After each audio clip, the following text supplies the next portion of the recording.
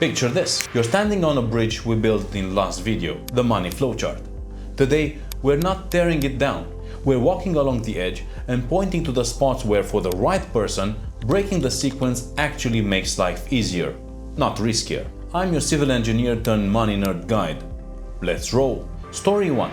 Picture Alex on a calm Tuesday morning. Steady job, paycheck just hit, and a credit line still untouched, like a fire extinguisher. He's been told don't invest a cent until you've built an emergency fund, so he's stuck. Nothing starts.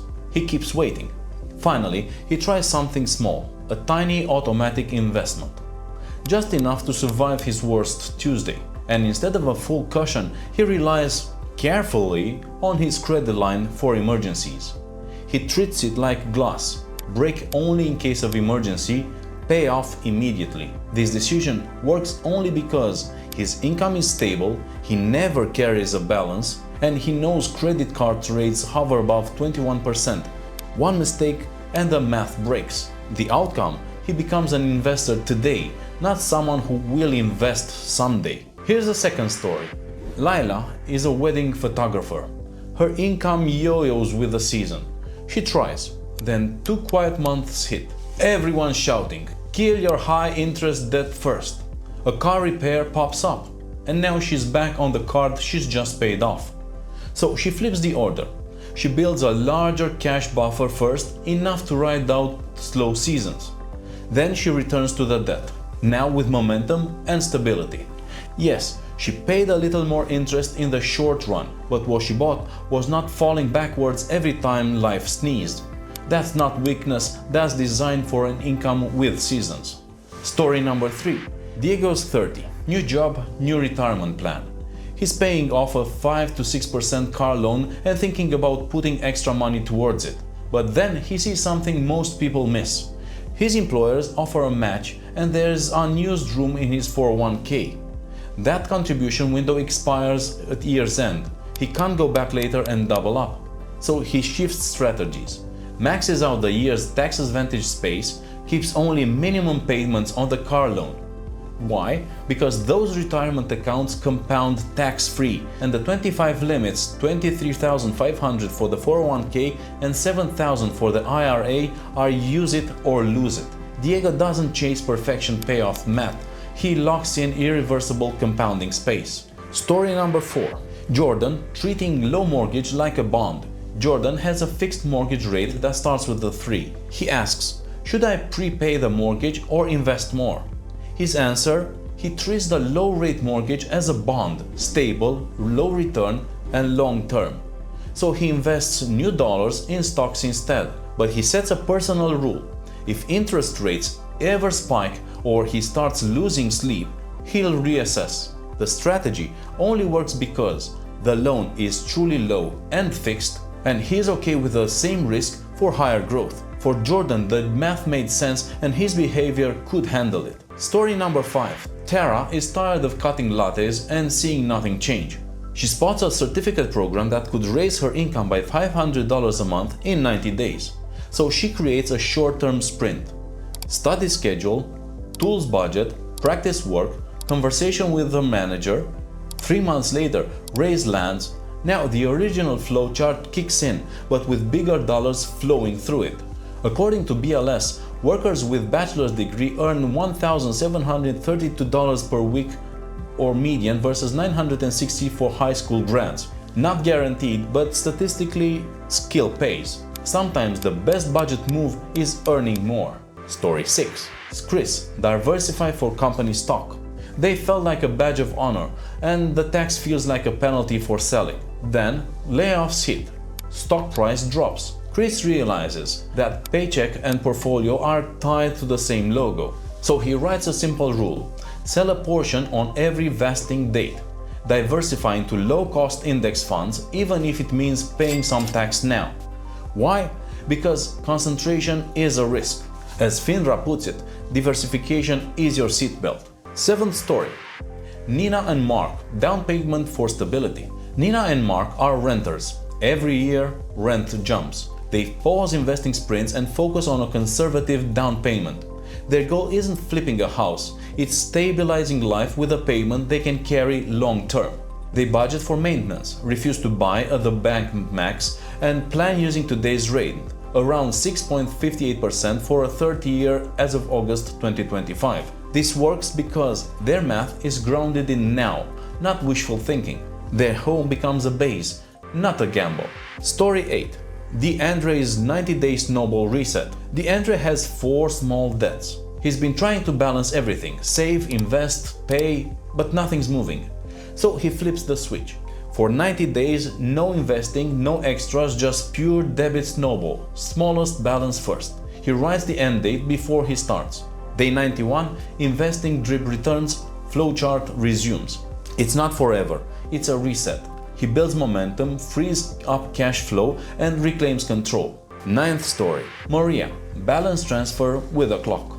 Maria has great credit and calendar discipline.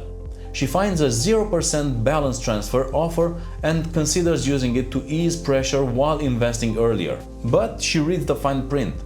Upfront fee, 21-month clock. Miss one payment, the rate skyrockets. She automates payments, sets multiple alarms, and writes a payoff plan. This plan only works if you're a robot with due dates, and she is. Story 10. Marcus, a student loan as a line item. Marcus has student loans with a moderate fixed rate and a stable job. He's tempted to spare every dollar at it. But he realized his payment is predictable. He can't get back lost tax advantage space. Federal rules are still changing, so he pays the minimum and invests the rest. Meanwhile, he checks the loan simulator and official updates, because 2025 rules brought new options. For Marcus, this strategy builds asset while keeping options open. Story 11. Evelyn and George, peace over math. Evelyn and George are nearing retirement. Volatility now feels louder than it did 10 years ago. Their mortgage is fixed, reasonable and manageable, so they prepay the loan as part of their bond bucket, not because it's optimal, but because it brings peace of mind. They still keep cash reserves and contribute to retirement accounts. For them, peace has a yield too. Just don't end up house rich and cash poor. Rebuild the cushion if needed. Story 12. The liquidity barbell. Zoe hates idle cash. It feels like doing nothing. So she tries a liquidity barbell, a small cash paid for real emergencies, the rest invested for long-term growth. A clean unused credit line as the backup. But she sets a rule.